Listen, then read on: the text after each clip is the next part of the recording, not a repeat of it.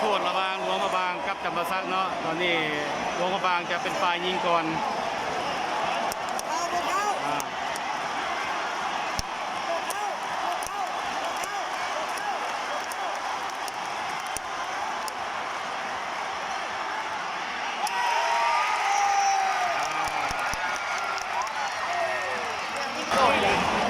ตอนนี้เป็น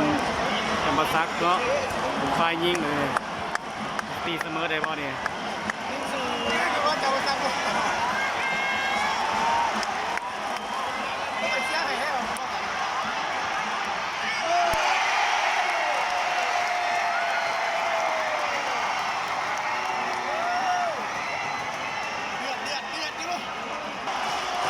งั้นโลบางคนที่สองเนาะอยู่กับยิง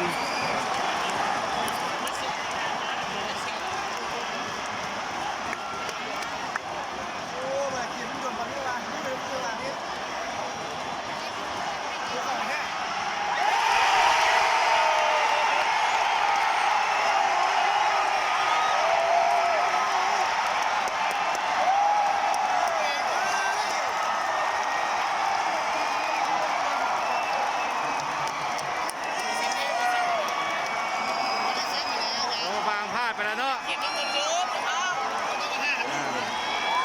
เอาดิเบอร์10เข้าไปยิงกันเนาะเพื่อนำ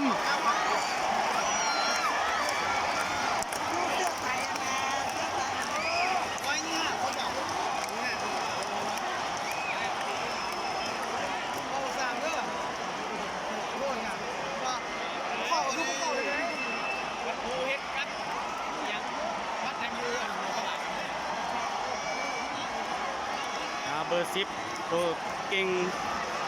ของแข่งจำปาสักเนาะสิยิงขึ้นนำไม่ไปบอเพราะว่าโลบางพลาดไปแล้ว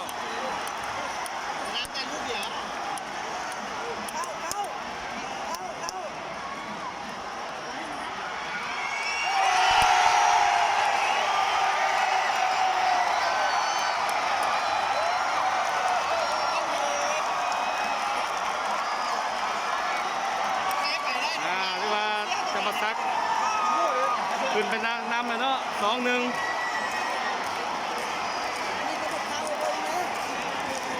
โลมาบางเป็นคนที่3เนาะเขามาไปนี่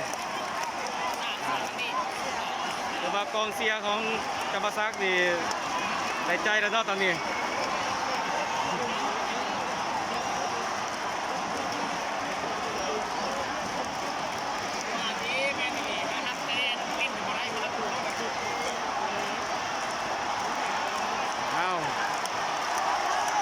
ตีเสมอได้บอลนี่พลาดไปแล้ว2 คนติดต่อกัน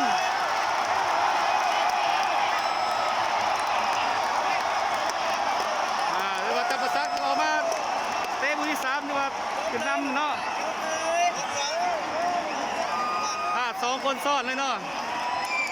เอาลูกนี้กินเลยทีตัดเสื้อเอานี่จำปาสักสิยิงขึ้นนำ3-1ได้บอคนที่3ของจำปาสัก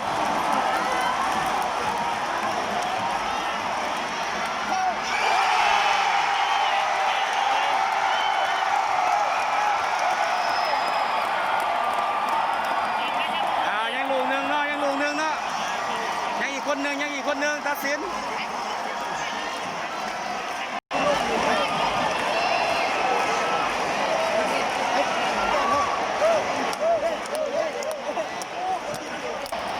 คนที่4นี่มันนะครับของหลวงพระบางเป็นฝ่ายยิงเองเนาะยิงพวกเขาถือว่าจบเกม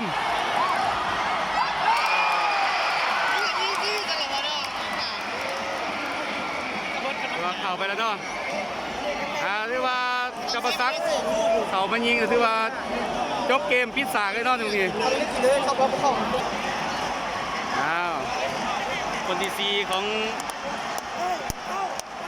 จำปาสักเนาะยิงเขาบ่ยิงเขาถือว่าจบเกม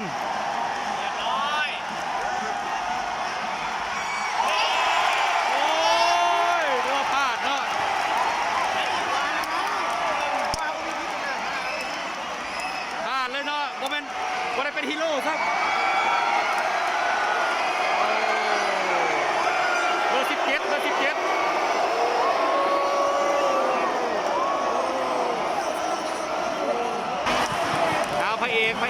ของอัน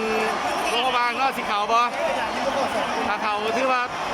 ต่อเวลาได้ นี่ก็ออกไม่ประกาศได้ยิงได้ ไอ้พวกเขาถือว่าจบ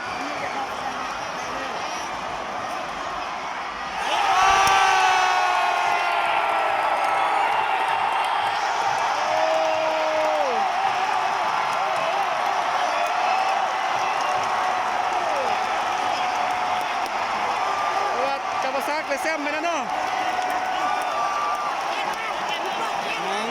โอ้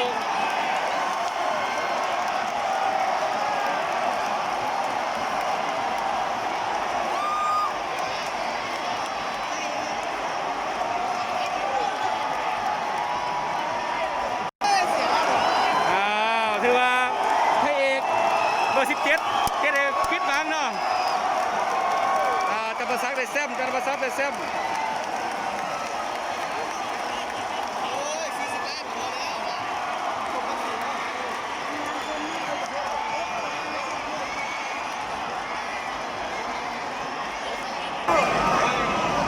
แล้ว ปีนี้ที่ว่าจะประสบผลสำเร็จ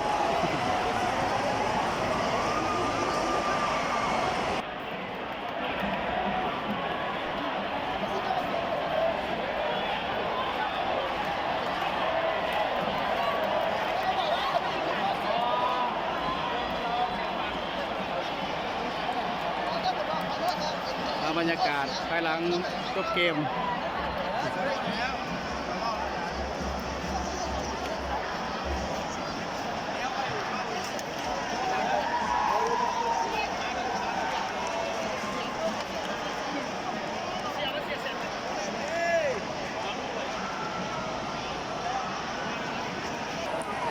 ดาแฟนบ้านรอถ่าเฉลิมฉลองเนาะ